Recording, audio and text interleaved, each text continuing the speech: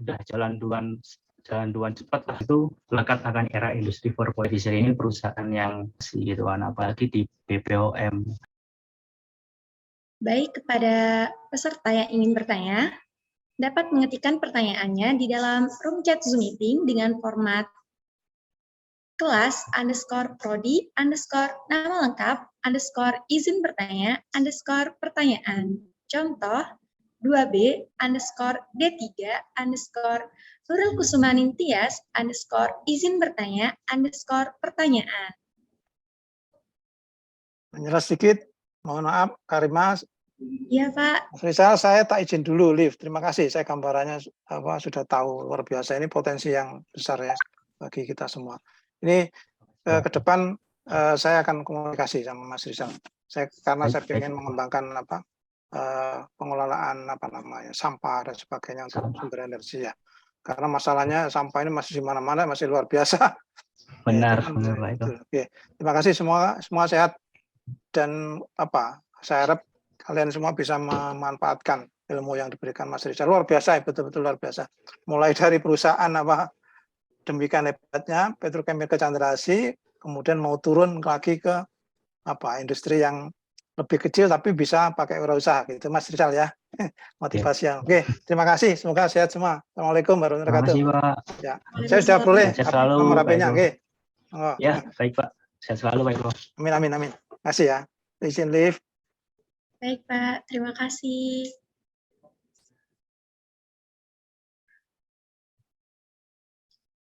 Baik, Kak. Mungkin menunggu pertanyaan dari teman-teman yang lain, saya izin bertanya, Kak.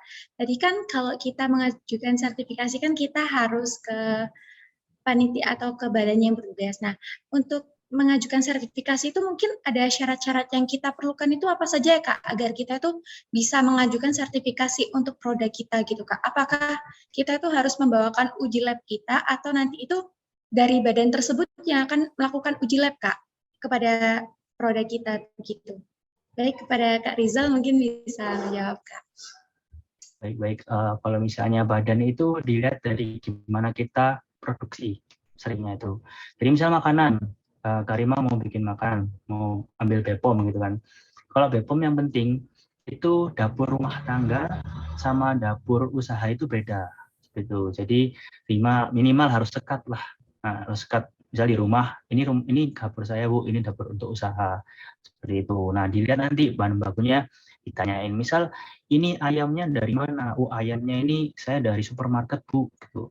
Misal kalau misalnya dari pasar, apakah pasarnya itu juga bersih? Nanti mereka yang mereka yang asesmen mereka. Nah, terus banyak sih segi yang bisa diakses sama mereka. Mungkin dari segi branding juga bisa. Ini nanti packaging terutama packagingnya. Apalagi kalau misalnya terima di frozen food gitu kan, frozen food. Ini packagingnya seperti apa biar nggak terpapar sama udara luar atau gimana kerapatan dari packaging itu, seperti itu sih. Nah, nanti bisa dipelajari di asesmen dari BPOM, bisa konsultasi juga. Mereka juga nggak langsung ini nggak bisa, nggak. Ini Bu, kita mau ubah kayak gitu sesuai dengan yang tertera di BPOM lah, biar kita bisa juga memasarkan itu lebih luas kayak gitu. Baik, Kak. Terima kasih atas jawaban yang telah diberikan. Wah, ternyata sudah ada yang bertanya nih, Kak, pada kolom chat Zoom meeting, Kak. Baik, dipersilahkan kepada Kak Galih untuk dapat menyalakan kamera dan mikrofon, kemudian berkenalan terlebih dahulu sebelum menyampaikan pertanyaannya.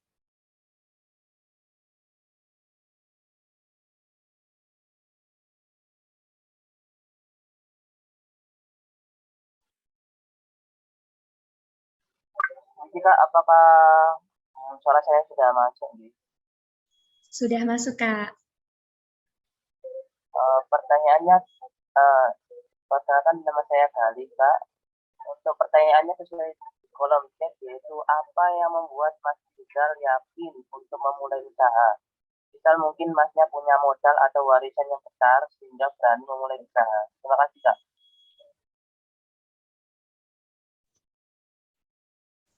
Oke, baik Galih, terima kasih atas pertanyaan ini.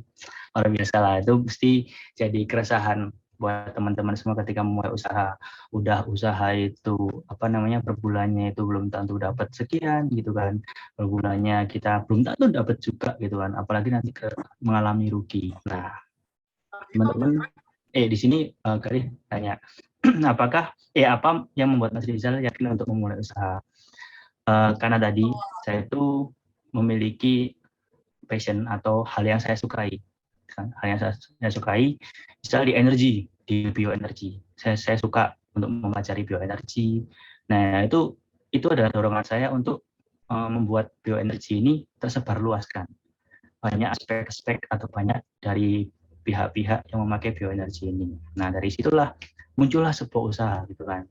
Muncullah make profit gitu kan. Kita juga harus reward diri kita, jangan sampai kita nggak ada spare uang dari penjualan itu apa namanya, maka dari itu mulai usahanya itu dari situ, hal yang kita sukai. Misal Galia itu suka di bidang motor gitu kan, atau di bidang mobil gitu kan, suka banget nih di bidang mobil gitu.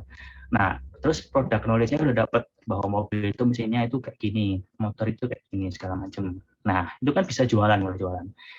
Karena emang dasarnya orang jualan itu produk knowledge. Ketika ditanya customer, apa yang mendorong saya untuk membeli produk Anda gitu kan.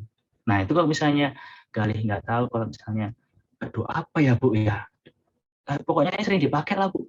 Nah, itu yang nggak bisa jadi beli kan. Misalnya ini Bu, ini ya part ini Bu, kalau misalnya kita pakai itu bisa menghemat bensin Bu, cairan ini tuh bisa menghemat bensin. Nah, Ibu coba dulu dah, saya kasih sampel nih gratis, coba dulu. Nah, terus kita pasti coba, ternyata berhasil gitu kan. Wah, itulah mungkin dorongan-dorongan itu. Balik lagi ketika passion. Mungkin teman-teman di pabrik nanti ada passionnya di pabrik, jalanin aja. Kalau teman-teman di pabrik itu mungkin, kok kayaknya kurang nih di sini, aku mau cari jalan sendiri. It's okay. Itulah makanya entrepreneur itu taking financial risk atau taking resiko yang lebih besar daripada kita di sekarang gitu kan. Itu. Nah, yang kedua, Masnya punya modal atau warisan yang besar sehingga berani memulai usaha gitu Mas gitu. Atau gimana itu? Nah, jujur ketika saya mulai usaha wood pellet, saya itu gak ada modal, nol modal saya. Saya emang coba tanpa modal dulu. Saya challenge diri saya, bisa nggak sih usaha tanpa modal? Nah, yang saya lakukan apa? Udah ada pabrik wood pellet nih, dia punya wood pellet. Kita kenal sama ownernya, kan? Bu, saya mau jualin ini Bu. Saya mau jualin lah Bu, ini apa barang ini gitu kan. Oh ya nggak apa-apa, jualin aja, nanti kamu apa aja harganya, misal up 100 per kilo atau gimana. Oke Bu, gitu kan. Nah, kita cari market, kita dapat supplier, kita cari market. Misalnya, saya dulu tuh marketnya di Wajak gitu kan, sama di belakang Kebon Agung lah. Nah, belakang Kebon Agung itu dia mau buat ngeringin jagung, yang di Wajak itu dia mau pokoknya dijamur lah, dijamur gitu. Nah, akhirnya saya hubungin tuh, Mas butuh wood pellet. Iya Mas, nih saya punya Mas barangnya gitu kan. Saya punya barangnya. Nah, terus udah tuh ngomong ke suppliernya, Bu, kita kan udah kenal Bu. Nah, ini saya kirim dulu ke sana ya Bu. Nanti uangnya ketika udah nyampe, nanti saya bayar Ibu gitu kan. Nah, ini truknya bisa nih dari Ibu atau nanti orangnya Ibu ikutan lah. Nah, truknya juga kita bilang, Mas, kalau barangnya udah nyampe, saya bayar ya Mas. Nah, itu kan tanpa modal. Berarti kita bilang ke suppliernya, Bu, ini saya ambil dulu gitu kan. Nah, ini bilang ke truknya, nanti saya bayar. Ketika udah nyampe sana, kita dibayar, tinggal sebar tuh uangnya buat bayar truk, buat bayar supplier, seperti itu. Nah, nanti teman-teman juga pasti akan mendapati hal-hal seperti itu. Saya jualin dulu ya Pak, istilahnya jadi reseller lah. Atau kalau sekarang itu ada dropshipper juga, gitu. Itu banyak cara untuk memulai usaha tanpa modal. Kita kan punya dengkul nih, ya. Kita punya dengkul, punya kaki. Mau nggak kaki teman-teman itu dibayar 1M gitu kan? Kan nggak mau kan? Ya punya kaki saya. Nah, itu modal teman-teman semua kayak gitu. Baik Kak, terima kasih atas jawaban yang telah diberikan. Baik, kepada Kak Galih, apakah masih ada tanggapan atau sudah dapat diterima untuk jawabannya? Untuk sementara itu dulu mungkin Kak. Terima kasih. Baik Kak. Baik, selanjutnya ada pertanyaan dari Kak Azim. Baik, kepada Kak Azim, dapat mengaktifkan kamera dan mikrofon, kemudian berkenalan terlebih dahulu, lalu menyampaikan pertanyaannya.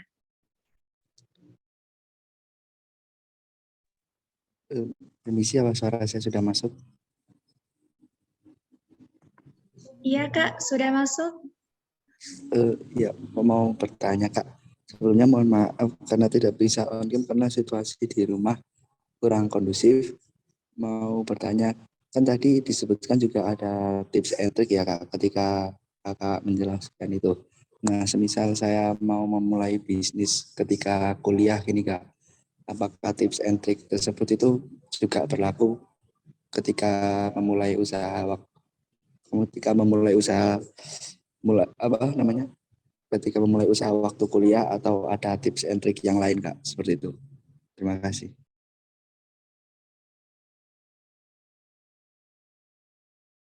Oke, terima kasih untuk Fauzan. Ketika kuliah itu saya tahu lah ya, saya juga kuliah di teknik kimia gitu kan. Tahulah cara kita, sistem kita belajar seperti apa. Hampir nggak ada waktu gitu kan untuk memikirkan usaha, masa aku aja masih mengurusin laporan segala macam lah. Nah, itu akan muncul seperti itu. Misal saran saya untuk Fauzan itu jangan wirausaha dulu. Kalau misalnya memang Fauzan belum butuh banget, atau misalnya Fauzan belum pengen banget usaha, itu jangan memulai dulu. Fauzan mending pelajari dulu aja. Apa yang digali lah. Fauzan kan baru kelas 2 ya, kelas 2. Digali dulu kira-kira aku suka apa sih ya. Itu kan di teknik kimia juga banyak dipelajari. Nah, kita juga bikin sabun kan segala macam gitu. Kita juga bikin mungkin ada yang bikin parfum lah segala macam. Itu Fauzan pelajari dulu aja. Ketika Fauzan punya waktu yang bisa di-spare, mungkin Fauzan ketika libur kuliah Fauzan bisa tuh mungkin sama teman, kita kan kemarin praktek ini, coba ini coba jualan gitu kan, jualan. Nah, ketika liburan kuliah kan ada sekitar sebulanan itu kita dikit-dikit lah ya, step by step dulu. Kalau misalnya kita belum bisa jualan ya nggak apa-apa, kita bikin katalog dulu, kita siapin dulu segala macam. Nah, kalau misalnya Fauzan, Kak, tuh saya pengen usaha, Pak, saya ada sih waktu lebih ketika kuliah, terus saya pengen usaha, ya nggak apa-apa. Itu Fauzan nggak usah terburu-buru dulu.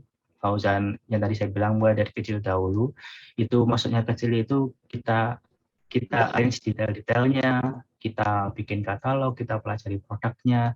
Kalau bisa jualan ya nggak apa-apa gitu. Nah, yang penting di sini untuk masalah entrepreneur itu banyak waktu yang terkuras.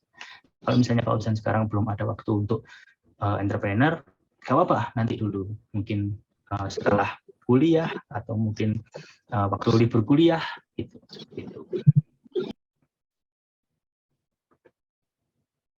Baik, Kak Rizal, terima kasih atas jawabannya. Baik, kepada Kak Azim, apakah ada tanggapan atau sudah cukup?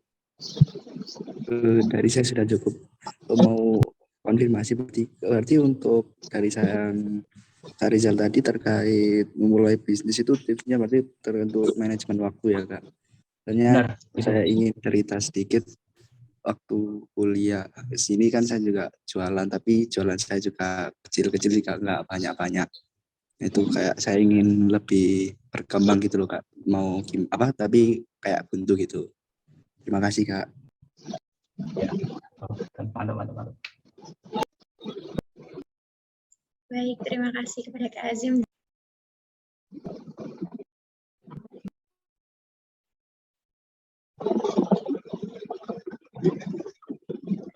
Baik, terima kasih kepada Kak Rizal. Selanjutnya ada pertanyaan dari Kak Eko. Namun untuk Kak Eko sedang terkendala jaringan sehingga tidak dapat on mic maupun on cam. Baik, saya izin membacakan, yaitu izin bertanya, Kak, bagaimana sih tips dan triknya Kakak itu bisa memulai usaha di tengah kepadatan waktu? Mungkin dulu Kakak juga memulai usaha di sela kepadatan waktu bekerja. Bagaimana ya, Kak, tips dan triknya? Terima kasih. Baik, kepada Kak Rizal, waktu dan tempat kami persilahkan untuk menjawab pertanyaan dari Kak Eko. Baik, terima kasih Eko di Wahyu. seperti yang saya jelaskan ke Pak Husan tadi, bahwa usaha itu memang menguras waktu. Kalau misalnya kita ada kesibukan lain gitu kan, kita belum bisa full fokus sama usaha, tapi kita pengen usaha, itu tadi benar kata Pak Husan, kita harus manajemen waktu. Nah kalau misalnya misalnya kita mau fokus usaha sama fokus kerja, itu nggak bisa kan? Itu harus nggak bisa lah kita mengejar dua kelinci yang berjalan, itu kita nggak bisa. Nah untuk itu kalau misalnya teman-teman mau jualan, mungkin yang bisa dilakukan ya mungkin di Shopee yang pegang HP gitu kan, yang kecil-kecil dulu, yang penting usaha, yang penting goal dulu. Kalau misalnya teman-teman mau ngebet banget nih, cuman saran saya sih kalau misalnya teman-teman waktunya udah padat untuk bekerja, teman-teman harus istirahat lah, istirahatkan pikiran teman-teman harus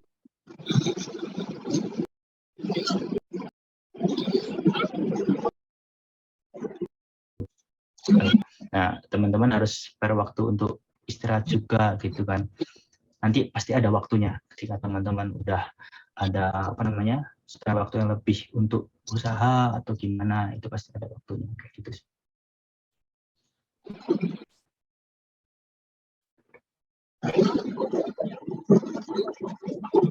Baik Kak Rizal, terima kasih atas jawabannya. Baik, kepada Kak Eko, apakah ada tanggapan atau sudah cukup?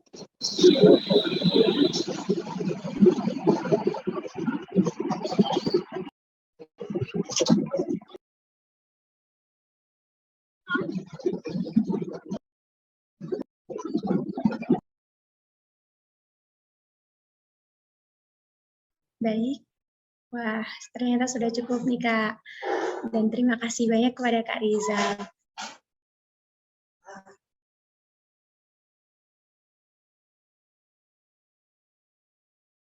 Baik, mengingatkan kembali kepada peserta yang ingin bertanya, dapat mengetikkan pertanyaan di dalam room chat Zoom meeting dengan format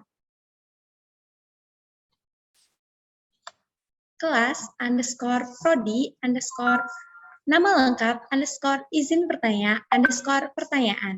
Contoh 2B_D3 Nurul Kusumaning Tias _izin bertanya _pertanyaan.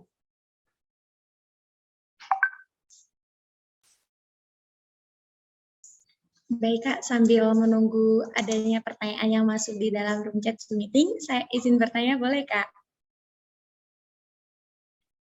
Biasanya kan tadi kan kalau kita tadi kan untuk memulai usaha itu di waktu luang, kayak waktu di sela-sela kuliah itu kan kita tidak bisa, harus benar-benar itu waktunya luang.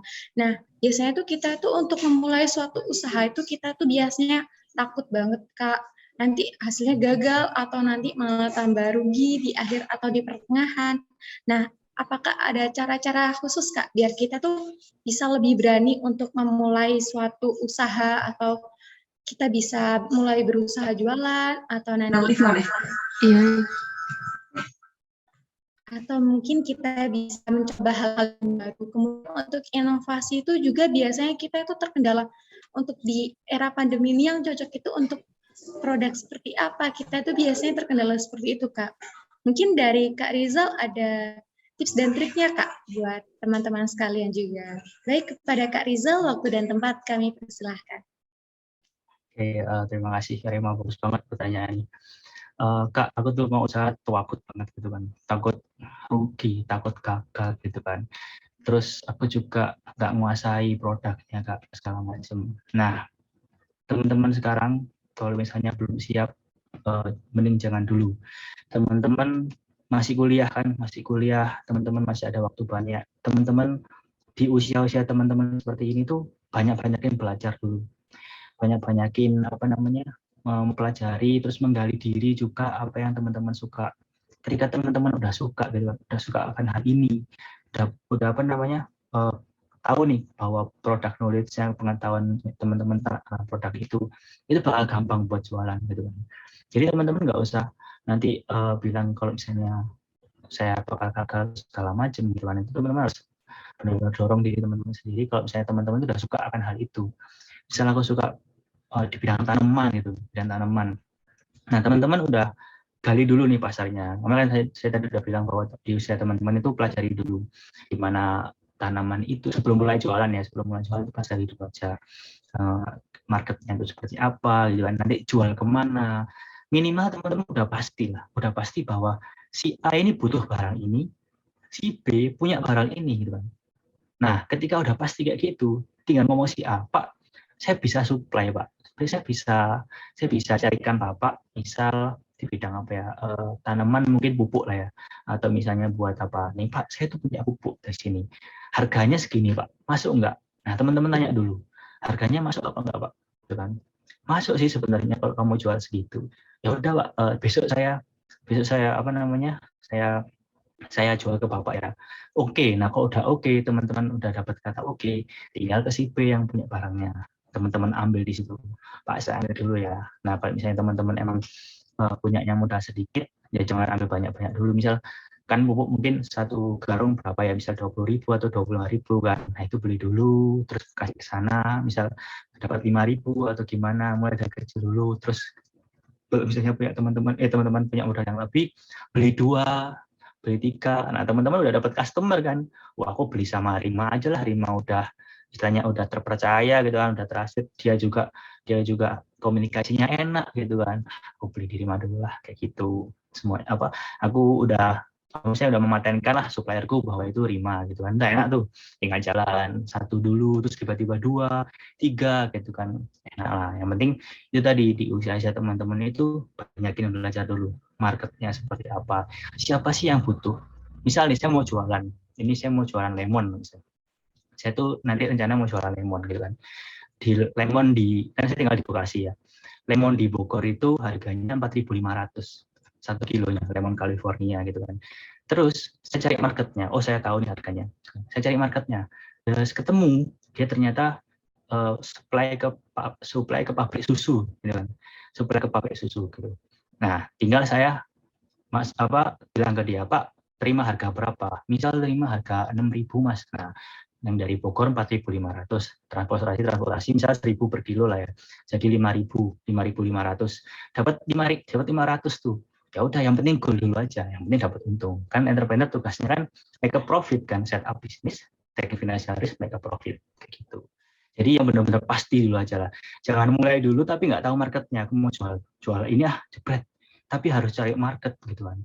Teman-teman cari market dulu, itu benar-benar menguras energi segala macam. Mending cari market dulu. Teman-teman tahu suppliernya siapa, tinggal dipadukan. Yes. Baik Kak, terima kasih atas jawabannya. Oh ya Kak, tadi kan kita menyinggung ke cari marketnya dulu Kak. Nah, untuk cara-cara agar kita tuh bisa menentukan market yang tepat atau orang yang sangat membutuhkan di produk kita itu bagaimana sih Kak? Soalnya kan terkadang itu kita bisa saja salah analisis. Misal kita harusnya itu menjual tas yang unik itu ke anak-anak muda yang emang suka yang glamour, terus yang misal cantik atau yang warna-warni, tapi terkadang itu kita malah salah sasaran, malah jualnya ke anak kecil atau ke ibu-ibu gitu Kak. Mungkin ada saran atau tips dan triknya Kak, biar kita tuh untuk pemilihan marketnya atau target jualnya ini nanti itu tidak sampai melenceng jauh gitu Kak, atau terjadi kesalahan Kak. Baik, kepada Kak Rizal, waktu dan tempat saya persilahkan. Oke, nah itu bisa dimulai dari teman-teman kita sekitar, yang kita kenal. Misal kita tanya nih ke teman-teman kuliah gitu kan, kamu itu biasanya pakai skincare apa sih, merek apa sih gitu kan, merek ini gitu kan, oh merek ini, aku punya loh merek ini, bisa tak jual ke kamu kan, harganya lebih murah paling yang dari kamu kamu beli, oh iya dah, oke, bisa ke sana gitu kan, kita udah tahu yang punya customer. Terus misalnya kalau mau jual ke ibu-ibu gitu kan, ya udah kita tanya ibu kita aja kan, kita punya ibu juga kan, atau enggak ibu kita suruh pas lagi aja nanya gitu kan, misal ibu-ibu butuh apa ya kira-kira ya, misal kayak sayur atau apa gitulah, ataupun minyak atau apa gitu kan yang ibu-ibu banget, ataupun mungkin baju gitu, jilbab lah ya, jilbab misalnya ibu-ibu butuh jilbab gitu kan.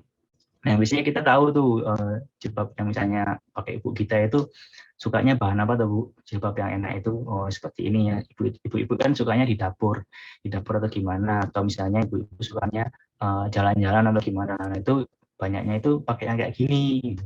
oh ya wis aku tak jualnya kayak gitu. Nah kita makanya untuk mengetahui pasar kita jangan lihat hanya di internet atau gimana, kita turun langsung ke lapangan, kita tanya yang di sekitar kita, jangan malu untuk tanya kayak gitu sih.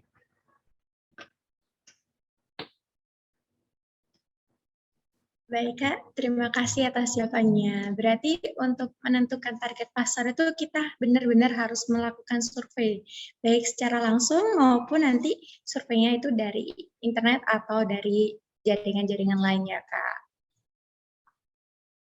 Baik, dikarenakan keterbatasan waktu, maka sesi tanya jawab dapat diakhiri atau dapat dicukupkan. Kami mengucapkan terima kasih kepada Kak Rizal atas materi yang telah disampaikan dan penjelasannya yang tentunya sangat bermanfaat sekali untuk kita saat nanti berkecimpung di dunia wirausaha. Selanjutnya itu statement penutup dari pemateri. Kepada Kak Rizal, waktu dan tempat saya persilahkan.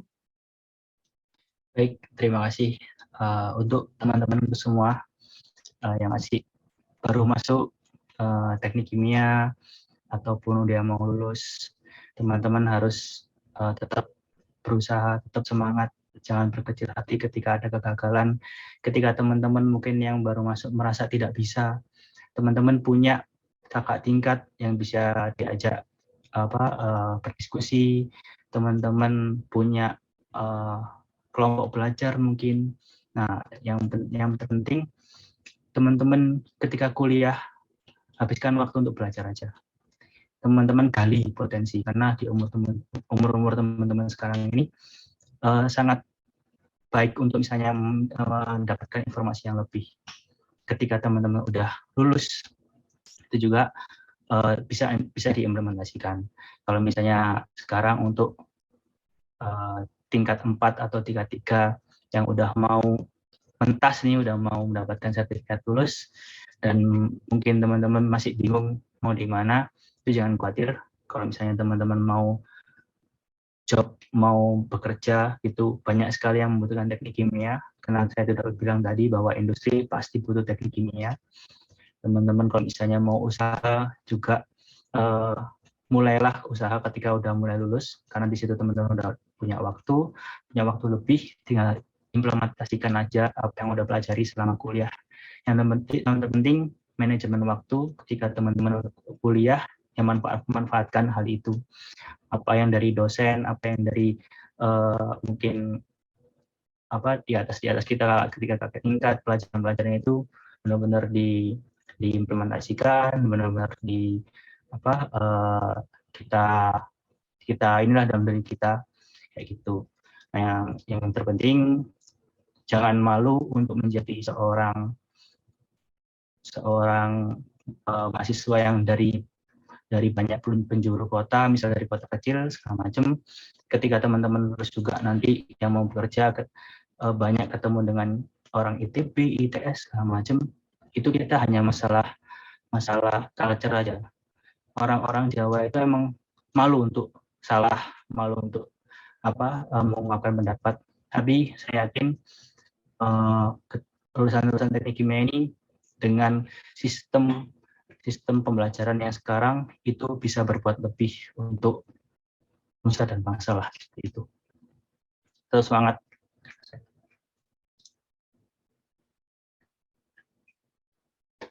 Terima kasih, teman-teman. Baik, terima kasih atas statement yang telah disampaikan oleh Kak Rizal.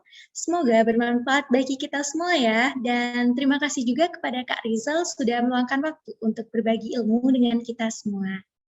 Semoga kita bisa bertemu di lain waktu dan bisa mengambil manfaat serta hal baik dari materi yang telah disampaikan Kak Rizal. Sekali lagi terima kasih banyak ya Kak. Baik, saya selaku moderator pamit undur diri. Mohon maaf jika ada salah kata, ucapan maupun perbuatan yang tidak berkenan di hati. Wassalamualaikum warahmatullahi wabarakatuh.